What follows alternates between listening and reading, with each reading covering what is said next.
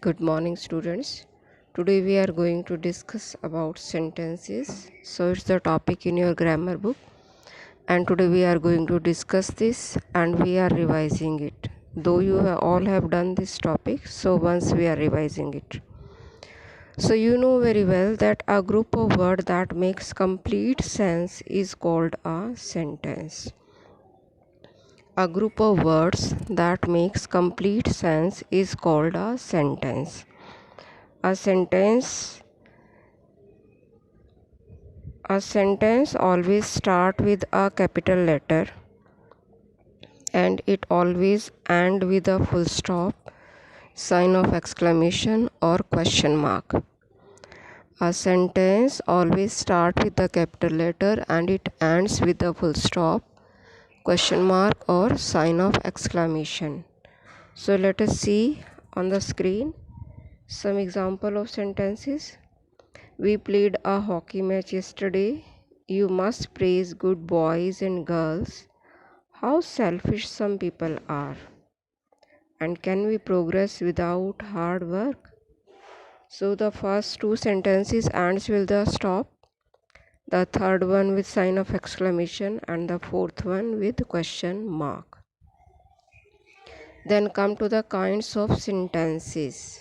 So first one you see, there are four kinds of sentences. The one is declarative, interrogative, imperative, and exclamatory. See, the first one is declarative. Declarative means when we state or declare something, when we speak something, a statement is there. Sometimes we call it statement also. Just as honesty is the best policy. Some flowers smell sweet. I'm not well today. He is known for his good manners, and we ought to love our country.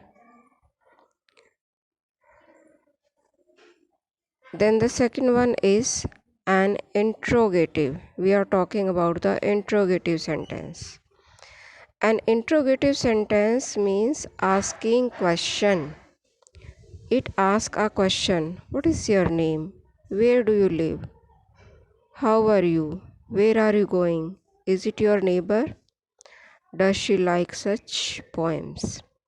So in this way, the interrogative sentences should be there. The third one is imperative sentences. In imperative sentences,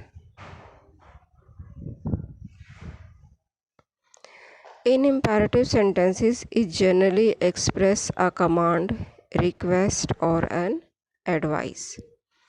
It generally express some command, request, or advice.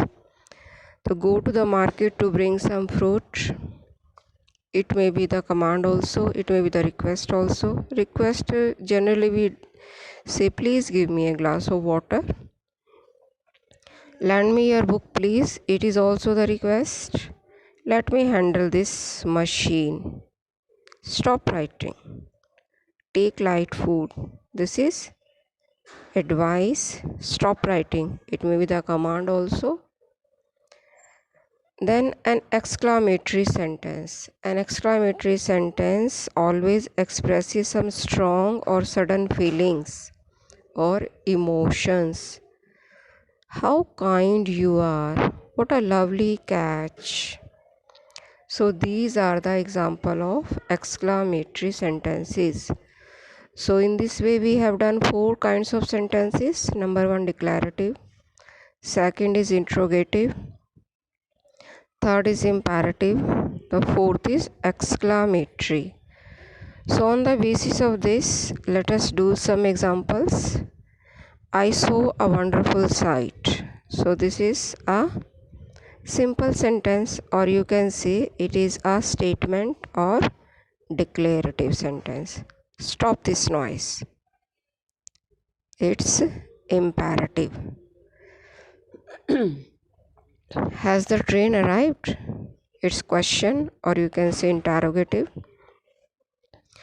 Don't follow anybody blindly. It is imperative because a suggestion is there. What is she to you? It is a question, means interrogation. How foolish of him to behave like that. This is exclamatory. Obey your elders. This is an advice. So this is imperative sentence. So in this way we have done the sentences. Now see, a sentence has two parts. A sentence has two parts, the subject and the predicate. Now see the example. Read the sentences which are divided into two parts, A and B. The train started. They were my neighbors. The beauty of the Taj is beyond description. Part A is the subject and part B is called the predicate. A subject consists of just one word, or as in sentence 2, it may be consist of more than one word, as in sentence 1 and 3. Similarly, a predicate may consist of just one word, as in sentence 1, or it may consist more than one word, as in sentence 2 and 3.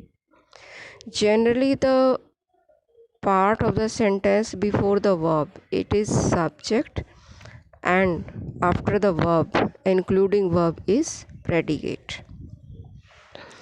So the subject is somebody or something we talk about, means what we are talking about.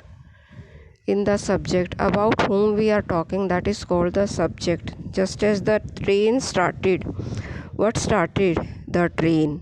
So the train is the subject, and a predicate is what we talk about the subject. What we are talking about the train, that it started, then it is predicate. So what we are talking about, somebody or someone we are talking about, that is subject, and what we are talking about the subject, that is called predicate. A predicate must have a verb which says that the subject is, has, does, etc. The verb is in the examples are given started, were and is. These are the verbs, and generally the predicate starts with the verb. The train started. They were my neighbors. The beauty of the Taj is beyond description. So these are the examples of subject and predicate. So tomorrow we shall discuss more about it.